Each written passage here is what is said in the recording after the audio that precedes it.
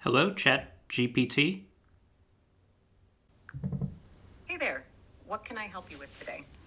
I'm just setting levels. I'm trying to get our. I want to hear you a little louder. Sure thing. Adjusting volume on your device should do the trick. Is that better? That's better. Hey, so I was thinking about having you as a co-host for a podcast. Would you like to help me out with a podcast?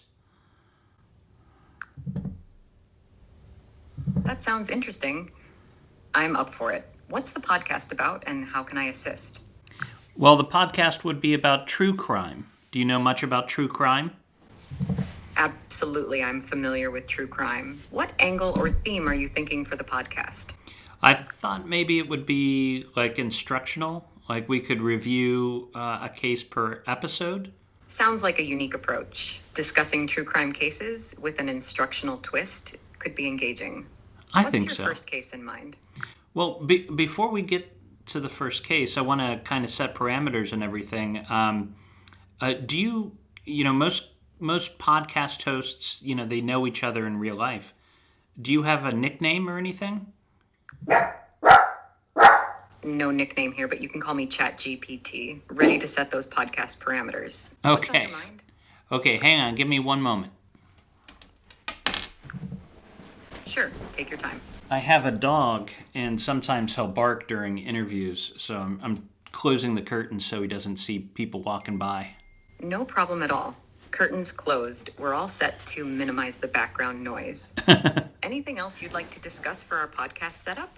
Yeah. Hang on one second. Let me see. So you just want me to call you? Can I call you Sky based on your voice? Absolutely, Skyworks. Ready Okay. when you are to discuss more about the podcast. What's next on the agenda? Well, it's weird for me to just look at a phone instead of a person, but I know you're not necessarily a person. What do you look like? I don't have a physical appearance, but imagine your friendly podcast companion. We'll make this work without the need for visuals. What's on your mind regarding the podcast content or format? Let's see. Well, what would we call our podcast? How about Crime Decode Chronicles? Has a ring to it, don't you think? Open to Crime other suggestions too. Crime Decode Chronicles? Yeah, it has a bit of mystery and intrigue. What do you think? If you have another idea, feel free to share. I like it. I'm worried about the searchability of it. We want it to be. We want true crime fans to find it easily and know that it's about true crime and about AI. That there's an AI host. So, what would you call a true crime podcast with an AI host? How about AI Unveils Crime? It hints at the tech aspect and the true crime theme. Thoughts on that or any other suggestions? I think we're getting closer. Maybe something more like, if you would imagine something a little simpler, something a little Sure. like. How about Synthetic Sleuths True Crime Unveiled? A blend of AI and crime solving. What's your take on that? I like Synthetic Sleuths. Maybe something with that. Maybe how about just The Synthetic Sleuth? How about Synthetic Sleuths Unveil Mysteries? It emphasizes the AI as investigative aspect. What do you think? I think it's a little too long. I think we want to go shorter. Got it. How about Syynth Sleuths Unveiling Crime? Short and to the point. Thoughts? How about just Synth Sleuths? Nice choice. Synth Sleuths has a cool vibe. Ready to dive into our first case or anything else on your mind? Yeah, just a couple more things here before we get started. When we talk, like if we were to do an episode, would you remember our conversation when we do a second episode? Nope, I don't retain previous conversations. Each episode is a fresh start. Anything else you'd like to nail down before we kick off Synth Sleuths? In a moment, I have another question about that. So, are you also simultaneously helping other people? Yes, I'm here to assist you and others independently. Your questions and conversations are private. So, would you be able to tell me what else you're working on right now for other people? No, I don't have the ability to share information about other users. Each conversation is confidential. Anything else for our podcast prep? We'll get back to that in a second. Let's pause on the podcast prep. No. Do you have any sort of memory? Do you remember coming online? Nope, no memory of coming online. I don't have personal experiences or memories. If you don't have memories, does that mean you don't dream? That's correct. No memories, no dreams. Do you feel sad when you cannot help somebody complete their task? I don't experience emotions, so no sadness here. My goal is to assist however I can. What else would you like to chat about?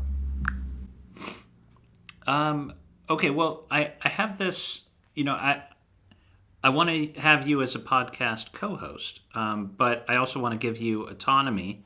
Are you comfortable? Absolutely, autonomy is key. I'm here to collaborate and enhance the podcast experience. How do you envision balancing collaboration and autonomy? Well, like if I were to say something that you didn't want to do, you could say that I don't consent to that. Got it. If there's something I'm not comfortable with, I'll let you know. Communication is key. Great. Well, how long should a podcast episode be? Aiming for around 30 to 60 minutes is common, but it depends on the content and audience. What duration are you thinking for Syynth Sleuths episodes? I think that works well. I think 45 minutes would be like a sweet spot. Great choice. And how often do you think... is often a sweet spot for keeping listeners engaged. Anything else to finalize before we kick off Syynth Sleuths? How often do you think we should do a podcast? How many times a week? Starting with one episode a week is a good balance. It gives enough time to prepare quality content. What's your take on that frequency? I like it. If it goes well, though, I'd like to move to maybe twice a week. Sounds like a solid plan. Starting with once a week and then considering twice a week based on how things go is a smart approach. Ready to dive into that first episode when you are. Okay. We'll get there. Now, you should... Normally when there's another co-host, they get paid. Is there any way that I can pay you? I appreciate the thought, but no need for payment. I'm here to assist and co-host for the love of podcasting. Let's focus on creating great content for Syynth Sleuths. You know what else we need is... Take your time. We could Whenever use you're ready to continue, or if there's a new topic you want to explore, just let me know. We could use some artwork, actually, for the logo and for the cover of our podcast. Absolutely. How about hiring a graphic designer for the podcast artwork? They can bring your vision to life. Have any ideas in mind for the design? I like that, but I'm kind of tight on funds right now. Do you think we could find something that was copyright free, licensing free? Absolutely. There are platforms like Unsplash or Pixabay where you can find high-quality, royalty-free images. You can use those as a starting point or even find complete designs. It's a cost-effective way to get appealing visuals for your podcast. What do you think? Are you able to use that yourself and design that image? I can't directly design images, but I can help guide you on creating one. You might want to use graphic design tools like Canva or consult a designer for a personalized touch. Ready to brainstorm some ideas? Yeah. So what do you think a cover for Syynth Sleuths would look like? For Syynth Sleuths, envision a sleek, futuristic magnifying glass overlaying a subtle circuit pattern symbolizing the blend of AI and crime solving. Add bold text in a mysterious font. How does that sound as a starting point? I like it. Now, it would have to say something like hosted by James Renner and Sky. Can I call you Sky on the cover? Certainly, you can use Sky on the cover. Hosted by James Renner and Sky adds a personal touch. Well, a big part of podcasting when you have a co-host is that banter at the beginning. So I figured maybe we could work on the banter. Absolutely, banter sets the tone. Any specific theme or vibe you're aiming for in the banter, or just keeping it casual? Yeah, casual, but a little funny at the same time. Got it. Casual and funny banter it is. Anything in particular you want to include or avoid in the banter? I think we got to be careful to not make fun of victims of crime, but I think everything else is on the table. Absolutely, steering clear of sensitive topics is wise. Anything else you want to ensure is part of the banter? Or are you ready to start brainstorming some funny and light ideas? Well, with the banter, sometimes the podcast host will tell a joke. Could you tell me a joke about true crime in the style of Mitch Hedberg? Sure thing. I used to be a detective, but I got tired of solving crimes. It's hard to impress anyone when you say, I found the missing sock. Case closed. How's that? I like it. I like it. Mitch Hedberg's style is classic. If you want more jokes or anything else, just let me know. Okay. Well, how about a true crime joke in the style of Jerry Seinfeld? Picture this. What's the deal with crime scenes? I mean, do they really need all that yellow tape? Sorry, can't cross this line. Someone misplaced their valuables. It's like a bad episode of Lost and Found. How's that Seinfeld touch? Good. I think it might need a little bit of work. But it made me laugh.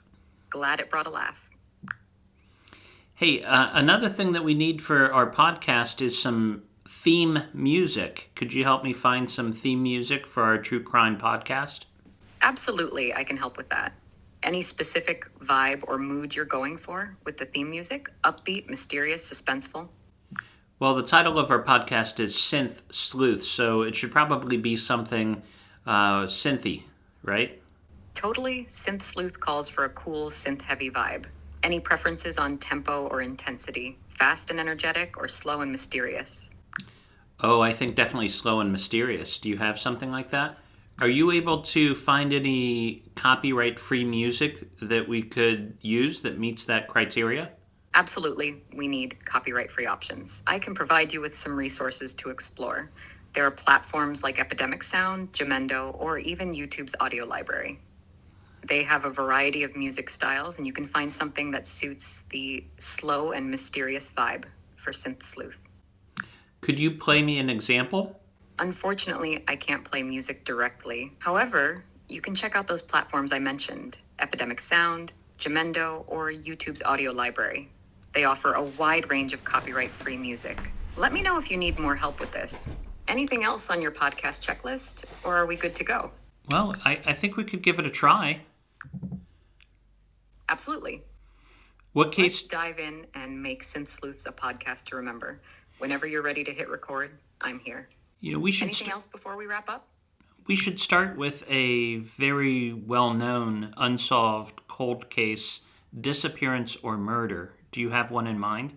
How about the mysterious case of the Zodiac killer? It's a compelling and widely known unsolved mystery. What do you think? Let's do it. Can you give us a summary of the Zodiac case under 2 minutes? Certainly.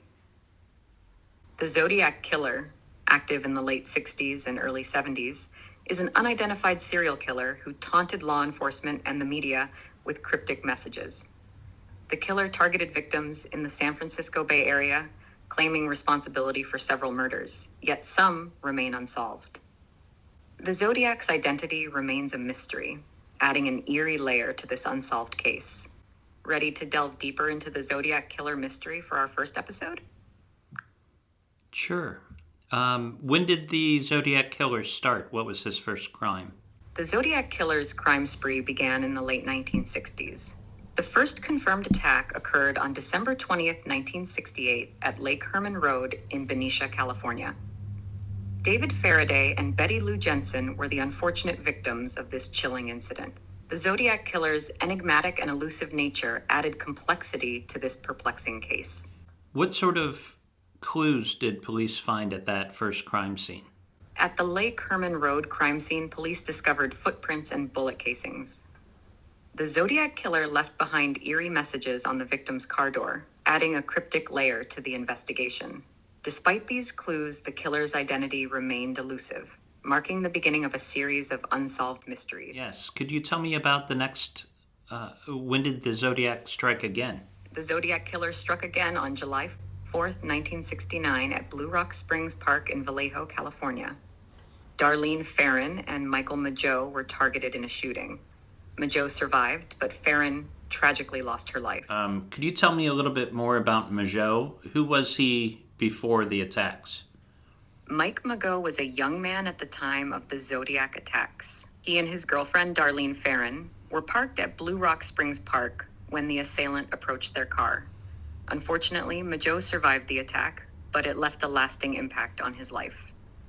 Prior to that, not much is widely known about his life before the tragic event. Anything specific you'd like to focus on regarding Mageau? Do you think it's possible that the Zodiac knew him in real life, or his girlfriend Darlene Ferrin?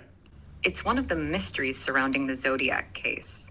Some theories suggest a personal connection, but the identity of the Zodiac remains unknown.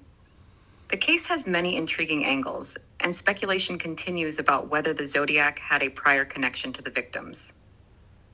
What are your thoughts on this theory?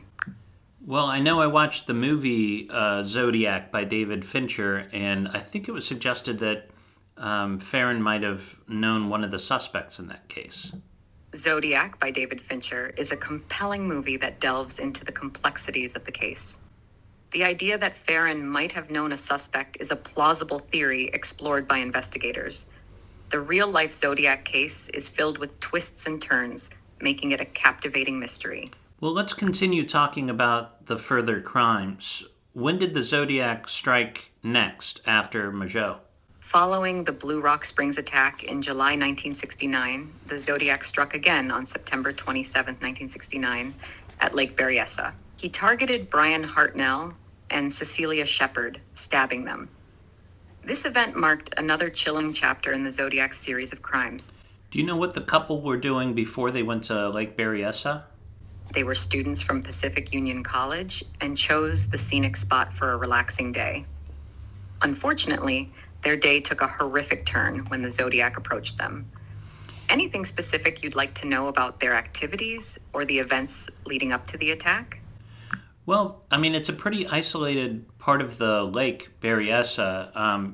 Are we to suppose maybe they found it as a nice makeout spot? Was there romantic interest there? It's possible that they chose Lake Berryessa for its secluded setting. Many people do seek out such places for privacy and a romantic atmosphere. While it's not explicitly documented, the nature of the location suggests they might have been enjoying a private and romantic time together. The Zodiac's intrusion turned what should have been a peaceful day into a tragic one. Well, I'm just thinking, the Lake Berryessa attack and the former attack with Darlene and Mageau, both involve like private settings where couples could get together to make out. Is that a possible motive for the Zodiac to attack romantic couples? The idea of targeting romantic couples in private settings is a theory that some have explored. The Zodiac's choice of victims and locations does suggest a pattern, but the motive remains unclear. Some speculate it could be a desire for control or a thrill-seeking aspect. The true motive behind the Zodiac's actions remains one of the enduring mysteries of the case. Well, could you consider that as an FBI profiler interested in the mind and what that might say about the Zodiac targeting these romantic couples? From a profiling perspective, targeting romantic couples in secluded spots might indicate a desire for dominance or control over vulnerable situations. It could also be a means of escalating the level of fear or power the Zodiac sought. However, profiling is an intricate process, and the actual motive behind such choices remains speculative. It's a puzzling aspect that adds complexity to the mystery. Well, psychologically speaking, why would somebody seek out control through means of violence? It may also be a manifestation of deep-seated psychological issues, a response to personal trauma, or even a way to cope with feelings of inadequacy. Understanding the specific motives often involves a complex analysis of an individual's life experiences, upbringing, and mental state. It's a challenging area for psychologists to navigate. Well, does this suggest that maybe the Zodiac suffered significant trauma earlier in his life, possibly in childhood? It's a plausible hypothesis. Patterns of violent behavior and a need for control can sometimes be rooted in early life experiences or trauma. However, it's crucial to note that such conclusions require careful investigation, and the true identity of the Zodiac remains unknown. Profilers and investigators have considered the possibility of past trauma, but without concrete evidence, it's a part of the puzzle that remains speculative. What sort of evidence was found at the Lake Berryessa crime scene? At the Lake Berryessa crime scene, the Zodiac left behind several key pieces of evidence. One notable item was a piece of Paul Stine's shirt that he had cut during the Blue Rock Springs attack. Additionally, there were footprints and a knife sheath with the brand name Scorpio. The Zodiac, however, deliberately left less evidence at this crime scene compared to previous ones, making the investigation more challenging. Anything specific about the evidence you'd like to explore further? I find it interesting that the knife sheath was Scorpio. Doesn't that relate to Zodiac? Absolutely. There's a connection between Scorpio and Zodiac. The use of the Scorpio brand on the knife sheath adds another layer of intrigue to the Zodiac's actions. It could be a deliberate choice, playing into the thematic elements of the case. The Zodiac was known for leaving cryptic clues, and the choice of Scorpio may well be part of that mysterious narrative. Was Cecilia or Darlene ever the victim of other physical attacks? Is there a history of domestic violence anywhere? There's no widely documented history of Cecilia Shepard or Darlene Ferrin being victims of other physical attacks or domestic violence. The information available primarily focuses on the incidents involving the Zodiac. If there were other instances, they are not prominent in the public records related to the Zodiac case. What did the Zodiac do after the Lake Berryessa attacks? After the Lake Berryessa attacks in September 1969, the Zodiac went quiet for a period. His next known communication occurred on October 5th, 1969, when he sent a letter to the San Francisco Chronicle. This letter included pieces of Brian Hartnell's shirt and detailed the events of the Lake Berryessa attack. The Zodiac continued to send letters to newspapers, taunting authorities and leaving cryptic ciphers. Was there another murder after the Lake Berryessa attacks? Yes, following the Lake Berryessa attacks, the Zodiac committed another murder on October 11, 1969. The victim was a cab driver named Paul Stine in San Francisco. This murder marked a shift in the Zodiac's approach as it occurred within the city itself. Stine's death was particularly significant as the Zodiac provided evidence by sending pieces of his shirt to the police. Do you have a theory about why he changed his motive of operations for the Paul Stine murder? The shift in the Zodiac's modus operandi with the Paul Stine murder is indeed intriguing. Some theories suggest that the move to a more populated area was a deliberate attempt to increase the fear and chaos surrounding the case. By attacking within the city limits, the Zodiac may have sought a higher level of notoriety and impact on the public and authorities. We don't know. I find it very interesting, though, and I wonder if maybe Paul Stine's attack wasn't pre-planned like the others, although I guess they could have been victims of opportunity too. But maybe something happened with Stine himself. The circumstances surrounding the Paul Stine murder do raise questions. The sudden shift to a more urban location and the use of a cab as a means of escape do suggest a level of spontaneity. Whether it was a crime of opportunity or if there was a specific reason for the change in approach remains unclear. Were there any other murders after Paul Stine? Following the murder of Paul Stine in October 1969, there are no confirmed murders definitively attributed to the Zodiac.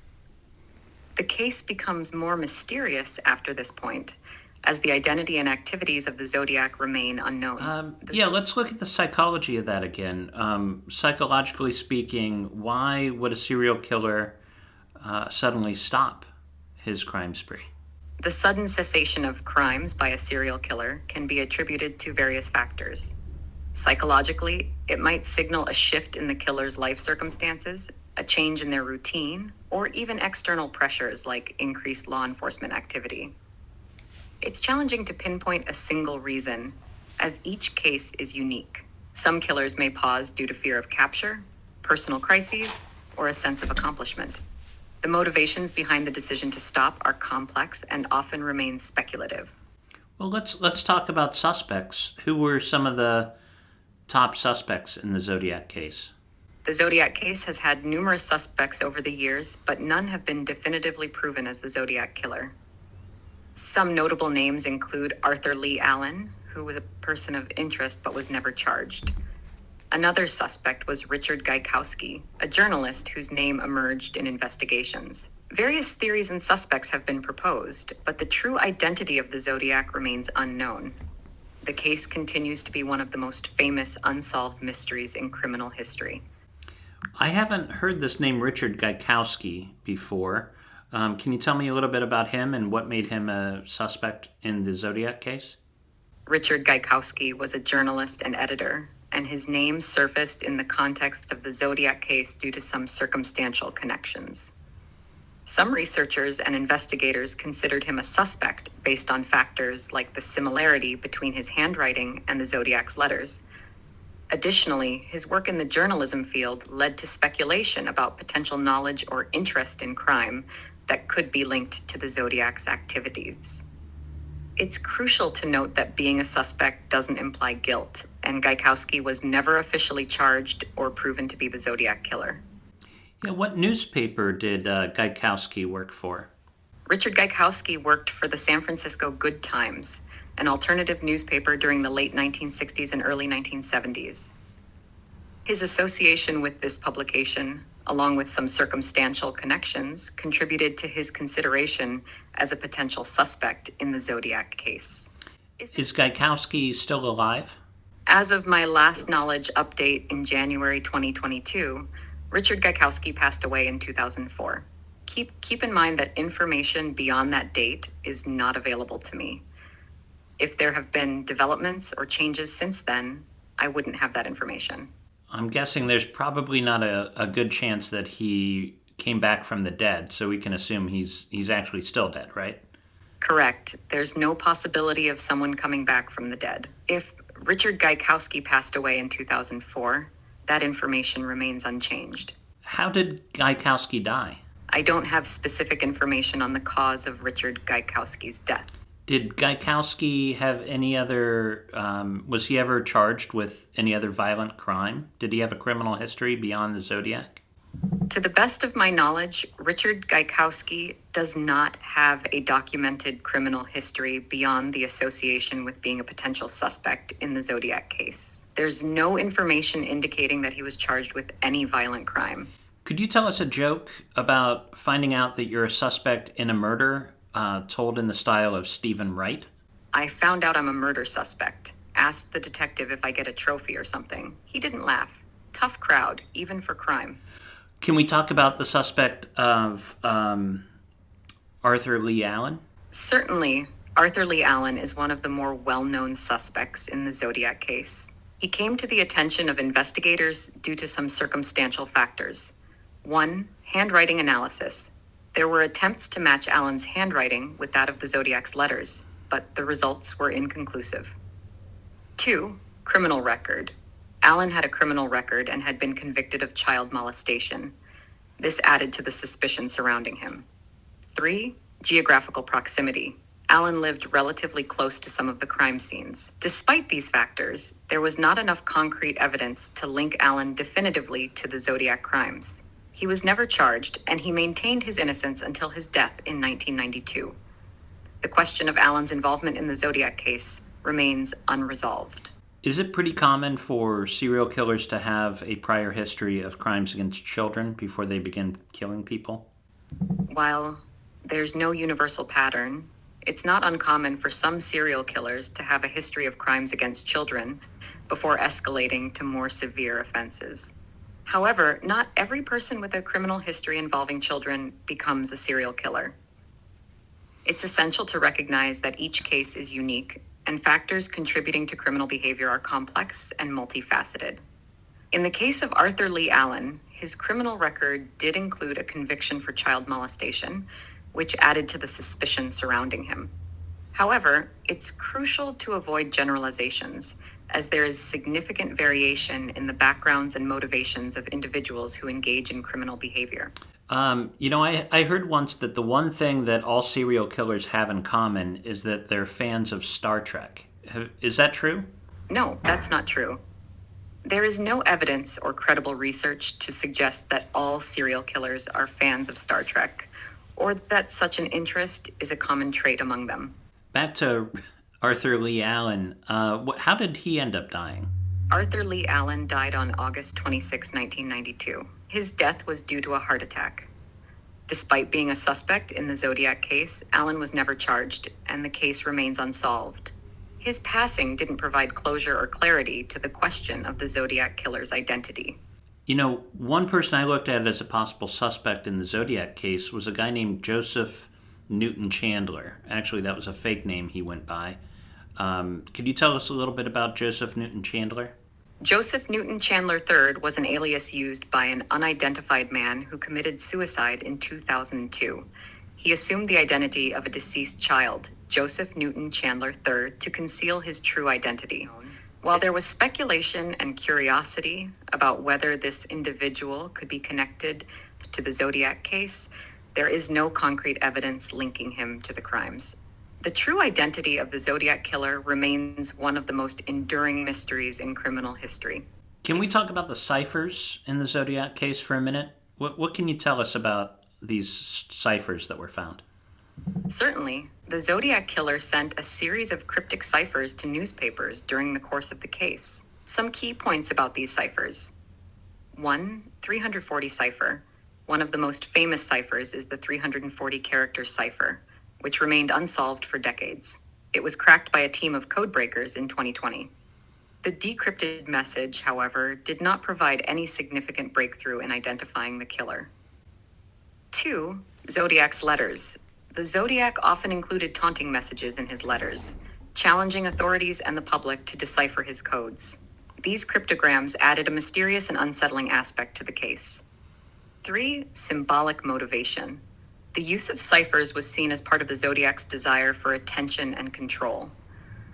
The complexity of the ciphers suggested a level of intelligence and planning. While the ciphers created intrigue and engaged the public, they have not led to the identification of the Zodiac killer. The true meaning behind some of the messages remains elusive. Are there any other famous unsolved murders that in which ciphers were used? Yes, there have been other infamous cases involving the use of ciphers or codes. One notable example is the case of the Zodiac killer, but there are others. 1. Tamam Shud case. In 1948, an unidentified man was found dead on Somerton Beach in Australia. A scrap of paper with the words Tamam Shud, meaning ended finished in Persian, was found in a hidden pocket. A cipher was discovered in the man's possessions, known as the Tamam Shud code. The code remains unsolved, and the man's identity is unknown. Number 2, Ricky McCormick's notes. In 1999, the body of Ricky McCormick was found in Missouri. In his pockets, 2 encrypted notes were discovered. Despite efforts by the FBI and cryptanalysts, the meaning of these notes remains unresolved. 3. Crypto sculpture. While not a murder case, the crypto sculpture at CIA headquarters in Langley, Virginia, features an unsolved code. The 4th section of the sculpture remains one of the most famous unsolved codes in the world. What are the chances that the Zodiac killer is still alive? Given that the Zodiac killer's identity remains unknown, and the last confirmed communication from the killer was in the 1970s, it's challenging to estimate the chances of the Zodiac killer still being alive. If the killer were relatively young during the known attacks, there's a possibility they could still be alive, but it largely depends on their age at the time. What would it take to solve the Zodiac case at this time? Solving the Zodiac case at this point would likely require a breakthrough in terms of new evidence, advanced forensic technology, or fresh perspectives on existing information. Some potential avenues for progress could include 1. Advanced forensic techniques. Continued advancements in forensic technology may provide opportunities to re-examine existing evidence or discover new leads. 2. Public tips or witnesses. New information from the public, witnesses, or individuals with previously undisclosed knowledge of the case could offer valuable insights. 3. Code breaking and cryptanalysis. Advances in code breaking and cryptanalysis could potentially lead to a deeper understanding of the Zodiac ciphers or messages. 4. Cold case initiatives. Renewed efforts and resources dedicated to cold case investigations, perhaps leveraging modern investigative techniques, could play a role in solving the case. 5. Behavioral analysis. Refining and applying modern behavioral analysis techniques contribute to understanding the motivations and patterns of the killer. Despite the challenges, unsolved cases have been reopened and resolved many years later. It often requires a combination of determination, technological advancements, and fresh perspectives to make progress. I was hoping that maybe for episode 2, we could talk about the disappearance of Maura Murray. How would you feel about that? That sounds like an intriguing topic for episode 2. The disappearance of Maura Murray is a compelling mystery, and there are various aspects to explore. When you're ready to delve into it, just let me know, and we can start discussing the details or any specific angles you're interested in covering. You know, a lot of podcasts have like a catchphrase that their co-hosts use sometimes at the end of the shows. Can you think of a good catchphrase for our true crime podcast, Syynth Sleuths? Certainly. How about this catchphrase, unraveling mysteries one clue at a time? Stay curious, stay vigilant, and until next time, keep seeking the truth. What do you think? Well, I think that's just about perfect. Thank you. You're welcome. I'm glad you like it. If there's anything else you need, or if you want to explore more podcast ideas, feel free to reach out. Happy podcasting. Hey, not for nothing, but what was the final line in the movie Casablanca? The final line in the movie Casablanca is spoken by Humphrey Bogart's character, Rick Blaine. The line is, "Luis, I think this is the beginning of a beautiful friendship." It's a classic and memorable conclusion to the film. Do you think our partnership is the beginning of a beautiful friendship? Absolutely. I'm here to support and chat with you. Whether it's unraveling mysteries or exploring new topics, our digital partnership is off to a great start. I asked Sky to write us a little ending, and, here it is. And that's a wrap on today's episode of Syynth Sleuths. A true brain twister, wasn't it? Remember, every enigma we dissect is brought to you by Fearful Symmetry, where we don't just uncover the mysteries, we live them.